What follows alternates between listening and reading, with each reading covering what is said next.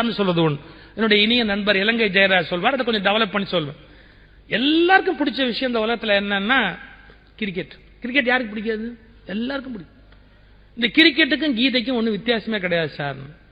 Cricket நீங்க பாத்திருக்கீங்க, மைதானத்தில் ஒருத்தன் ஆடுறதுக்காக வரான். ஆடுறதுக்காக ஒருத்தன் வந்த உடனே அவனுக்கு பந்து போடுறதுக்காக ஒருத்தன் வரான். இது வரைக்கும் கரெக்ட், எந்த தப்பும் கிடையாது. ஏன்னா ஒண்டிக்கு ஒண்டி, அதான் நியாயம். ஒருத்தன் ஆட வந்தான், ஒருத்தன் பந்து போட வந்தான். 10 பேர் ரவுண்டு கட்டினானே, இது என்ன நியாயம்? சுத்தி அந்த 10 பேர் எதுக்கு வந்தான்? ஒரே வார்த்தை, இவனை ஒழிக்கணும்னு வந்தான். ஃபீல்டிங்கிறதுலாம் நீங்க டீசென்டா சொல்ற வார்த்தை, நான் ஒத்துக்க மாட்டேன். இவனை ஒழிக்கணும்ன்ற ஐடியாவில் 10 பேர் வந்தான்.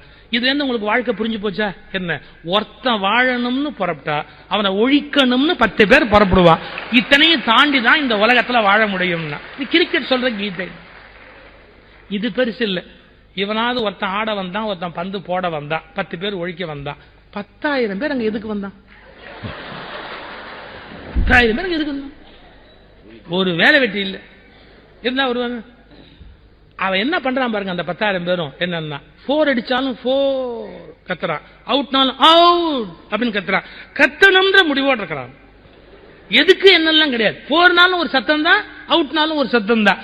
இந்த பழைய சினிமா பாட்டு ஒண்ணு இருக்கு, வாழ்ந்தாலும் பேசும் தாழ்ந்தாலும் ஏசும் வையகம் இதுதானடா. இதுக்கு ஒரு அருமையான எக்ஸாம்பிள் அது. என்ன, 4 அடிச்சாலும் கைதட்டி வாழ்த்துறான், அவுட்னாலும் கைதட்டி அவன் பாட்டு கத்திக்கிட்டே இருக்கிறான்.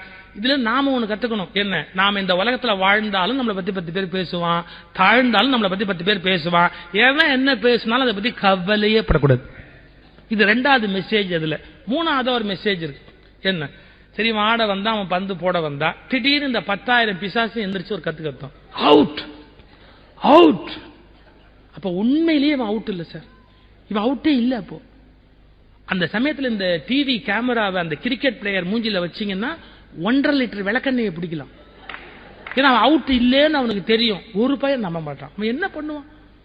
அந்த அம்பையர் கொடுக்கிற வரையில அவன் அப்படியே சோர்ந்து போய் நிற்பான். இந்த 10,000 பிசாசும் அவங்க சொத்தை கொள்ளையடிக்கிற மாதிரி அவுட் அவுட். கடைசியா அந்த அம்பையர் நாட் அவுட். அவன் ஒரே ஒரு ஆளு, நல்ல ஒருத்தர் இருப்பான் அம்பையர்ல, ஒரே ஒரு ஆளு.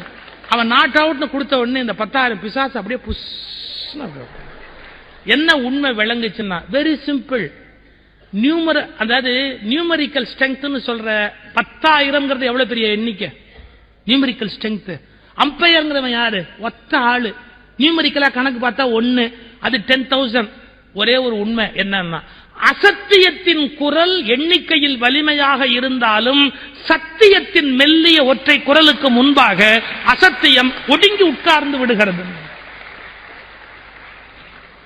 அசத்தியத்தினுடைய குரல் வலிமையா இருந்தா கூட சத்தியத்தின் மெல்லிய ஒற்றை குரலுக்கு முன்பு அது எடுபடாது. பிரிட்டிஷ் கவர்மெண்ட்டை விட வலிமையான கவர்மெண்ட் உண்டா? ஆமா. மகாத்மா காந்தியை விட இந்த உலகத்துல எளிமையான ஒரு மனுஷன் உண்டா? இந்த உலகத்துல வேற யாருமே கிடையாது. ஆனா இவ்வளவு எளிமையான மனிதன் எப்படி அவ்வளவு பெரிய பிரிட்டிஷ் கவர்மெண்ட்டை சந்திக்க முடிஞ்சது, வீழ்த்த முடிஞ்சதுன்னா சத்தியத்தின் வலிமையினால் மட்டுமே அசத்தியத்தினுடைய ஆற்றலை அழித்து விட முடியும். இது எட்டர்னல் பிலாசபி. கடைசியா அவனு சொல்லி முடிச்சார். அதுக்குள்ளேயே நான் 3 சொன்ன 4வது ஒண்ணு இருக்கு. அதுல என்னன்னா, இவன் ஆட வந்தான், அவன் பந்து போட வந்தா, ஒழிக்கிறதுக்காக 10 பேர் வந்தான். 10 பேரும் அவசியமே கிடையாது. இவனை ஒழிக்கிறதுக்கு அந்த 10 பேரும் அவசியம் கிடையாது. யார் தெரியுமா? இவன் கூட ஒருத்தனை கூட்டிட்டு வந்தான் பாத்தீங்களா, அவன் போதும். ஏன், ஓடப்படாத நேரத்துல ஓடி இவனை உள்ள இழுத்து விட்டு அப்புறம் அவன் சேஃபா மறுபடியும் அவன் நின்னுக்குவான். இவன் செத்தான். இப்ப உங்களுக்கு வாழ்க்கையில என்ன புரிஞ்சது? எப்போதும் எதிரிகள் தான் நம்மை வீழ்த்த வேண்டும் என்பதில்லை. பல சமயத்தில் நம்மவர்களே நம்மை வீழ்த்தி விடுவார்கள். அப்படிங்கிற மிகப்பெரிய வாழ்க்கை ரகசியத்தை கத்துக்கலாம். எல்லாத்த விட என்ன முக்கியம் தெரியுங்களா? ஒவ்வொரு பாலும் இவன் அவுட் ஆக்கணும் தான் வந்தது. ஒவ்வொரு பாலும் இவன் அவுட் ஆக்கணும் தான் வந்தது. அதை ப்ராப்பரா யூஸ் பண்ணதாலதான் இவன் செஞ்சுரியை அடிச்சான். உங்களை வீழ்த்துவதற்காக உலகம் ஒவ்வொரு பந்தை எறிகிற போதும் அதை உங்கள் செஞ்சுரிக்கான பந்து என்று நீங்கள் பயன்படுத்துகிற போது உங்களை இந்த உலகத்தில் வேறு யாராலும் வெல்ல முடியாது. இதுதான் வெற்றியின் மிகப்பெரிய ரகசியம். எனவே ஆனந்தமாக இருங்கள், வாழ்க்கையின் நிஜங்களை நிஜங்களாகவே சந்தியுங்கள். எதிர்த்தரப்பை பற்றி கவலைப்படாதீர்கள்.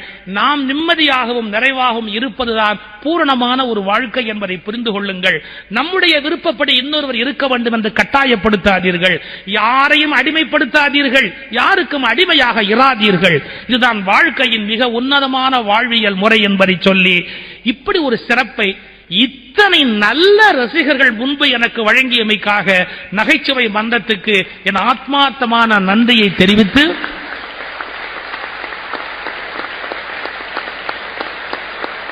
என் மிகுந்த மரியாதைக்குரிய ஐயா ஏவிஎம் சரவணன் அவர்கள், இனிய நண்பர் முரளி அவர்கள், போற்றுதலுக்குரிய பேராசிரியர் பாப்பையா அவர்கள், இப்படி உயர்ந்த சபையில் எனக்கு இந்த பெருமை கிடைத்தமை குறித்து என் தாய், என் தந்தை, என் பரம்பரை சார்பில் நன்றியும் வணக்கமும். நன்றி.